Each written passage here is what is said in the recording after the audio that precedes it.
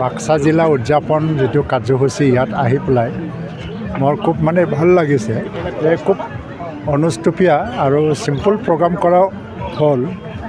আগৰ বছৰবোৰত এটা খেলা কিবা কিবি এনেকৈ কালচাৰ প্ৰগ্ৰাম মানে এনেকৈ কৰি পেলাই খুব ভালকৈ উলহ-মালহেৰে উদযাপন কৰা হৈছিল, কিন্তু এইবছৰ হয়তো বা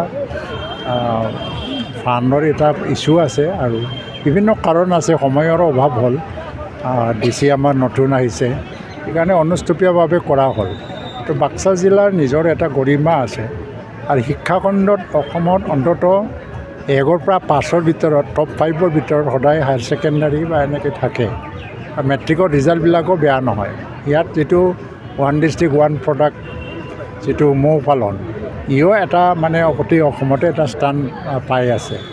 অন্য দিশত ইয়াত ষ্টেডিয়াম হৈ আছে, জিলা ক্ৰীড়া প্ৰকল্প, আছামমালা ৰাস্তা হ'ল, 5খন হায়াৰ ছেকেণ্ডাৰী 7 কোটি টকাকৈ নতুন বিল্ডিং নিৰ্মাণৰ কাৰণে পইচা দিয়া হ'ল।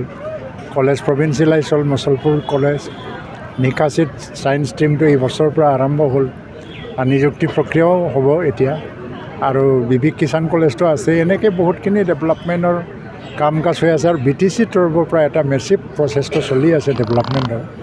তো এইকাৰণে বাক্সা জিলা এটা আদৰ্শ জিলা হিচাপে